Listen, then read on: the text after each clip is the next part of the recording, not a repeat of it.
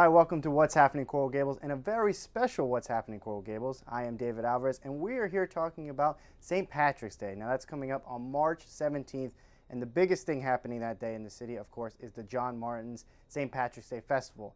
Now, with me, I have John Clarke here with me, and you are the co-owner of John Martin, chef and owner.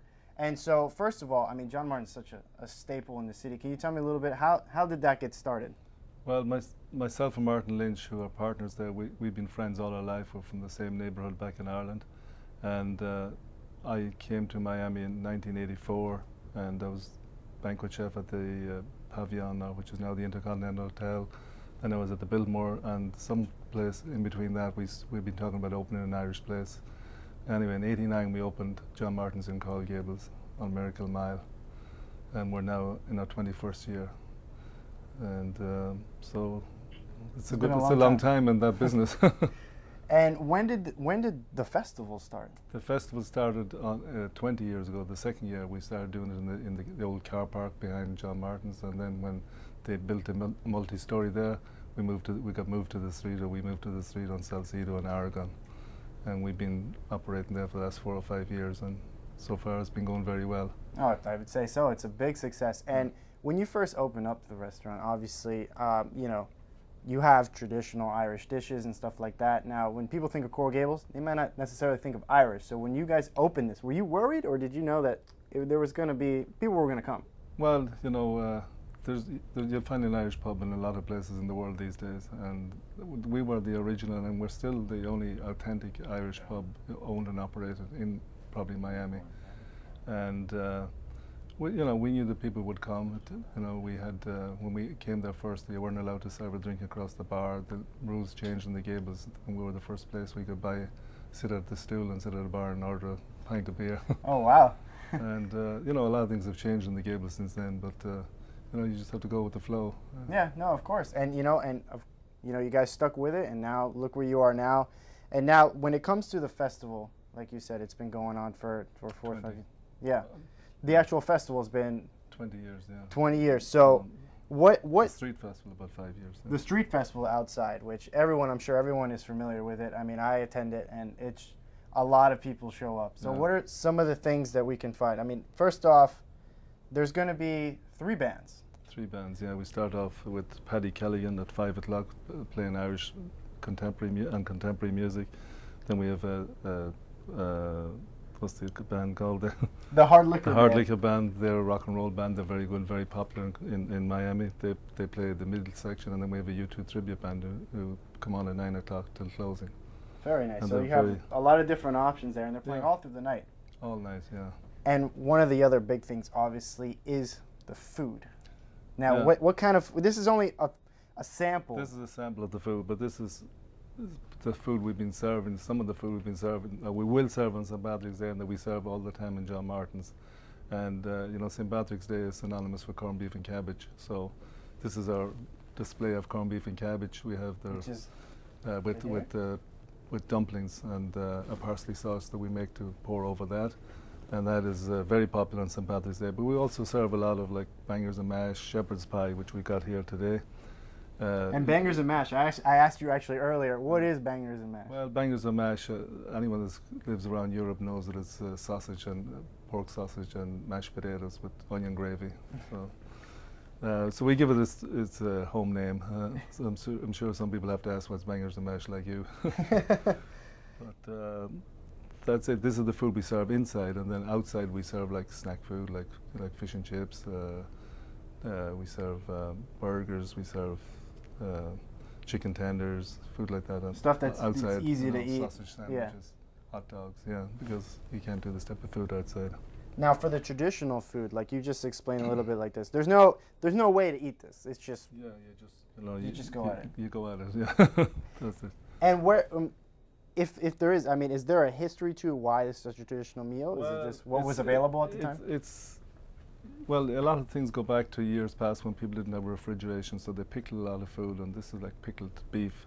And it was adopted by a lot of the Irish people who come over to the United States. They're looking for boiled bacon that they were used to in Ireland. And this was like a good substitute for boiled bacon. It almost taste like bacon when it's pickled like this, the beef, right? Right. So they adopted the corned beef when they came here, even though you can get corned beef in Ireland, but they really adopted it here, and it's a big dish in the United States. And then it's also served with the carrots? Served with carrots, cabbage, potatoes, and I made some parsley dumplings there, which is. And now this was the parsley sauce. This is the parsley sauce. You can pour a little bit over the corned beef. Over the corned beef there, so people get the idea. It sort of juices it up, and some people add some. Get a little bit. That's all right. Some people, serve it with some mustard, spice it up even more.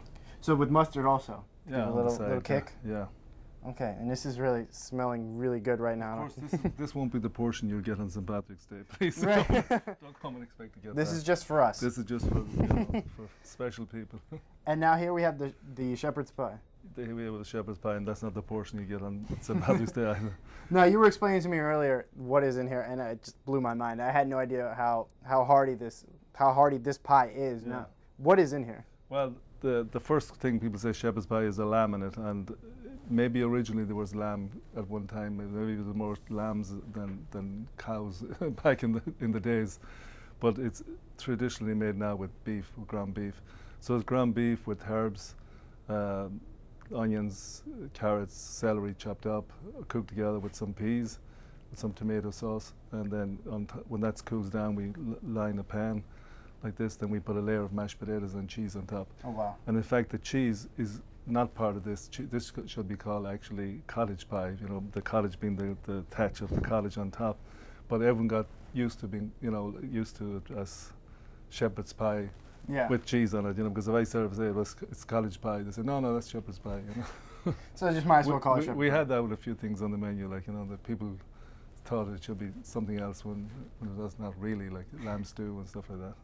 And then finally, what do we have here? Give people what they want, Here we got some bread pudding, and that's one of the desserts that we've been doing since we opened there. So it's very popular. Very popular. We serve it with a vanilla sauce and whipped cream.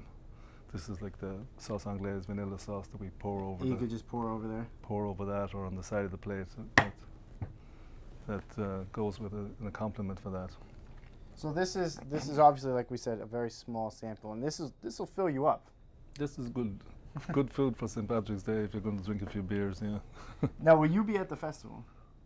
I'll be there. I'll be in the kitchen most. You'll be in the time. kitchen. Yeah, So do you? It's hard to get me out of the kitchen, because I've been in the business since 1969. So I'm very rooted back there. You never take a little trip out, maybe enjoy the atmosphere. No, I just go out to check in what's going on and stuff like that. But I don't really. Yeah, maybe if I have some family there, I might go out and spend a few minutes with them now and again.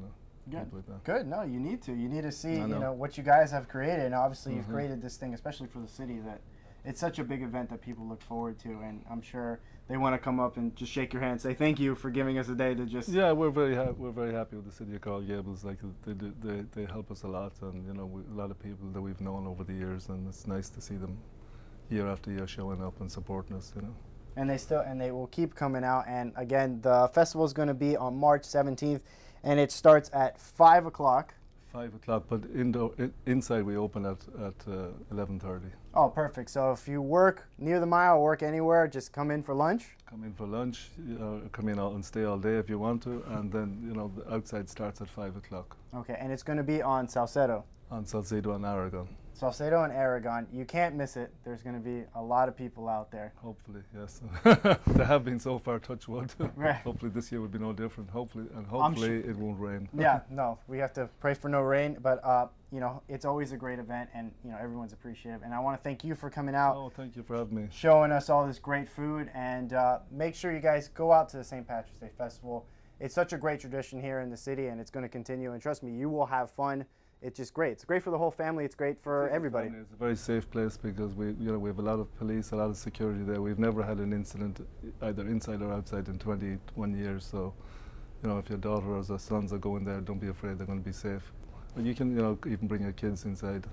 Yeah. So there's well, options. maybe not later in the day, but in the daytime, it's a safe place to go to. Yeah. No, of course. It's one of the best restaurants in the city. I can say that already. So make sure you go out, you check it out, and if not, even if it's not St. Patrick's Day, go to John Martin's, come in, you get to have this food all year round. So you just don't have to wait for one day. Yeah, and the pub atmosphere is a little bit different than a restaurant because you have a little bit of freedom when you go into a pub, an Irish pub. Like you can get up and move around. Whereas if you go to a restaurant, say sit you here. Yeah, sit here, don't move. Don't move, and we'll take you all we'll get out of you, and when you're finished, you leave, and that's it. But in the pub, you say, "Oh, there's so and so over there. Let's go over and join you in a minute." Like that's how the Irish That's pubs just the work. spirit of it. Yeah, that's the spirit of Irish pubs. Yeah. Well, great. Well, make sure to check out John. Thank you so much for coming in. Thank you for having me. And just keep posted to Coral Gables Television because we will have more stuff. I mean, we always go out. We always get the footage from St. Patrick's Day. So make sure to tune into that to make sure you see the recap. And thank you again. And we're going to dig in. So all right. Thanks for coming up. You're welcome. Thank you.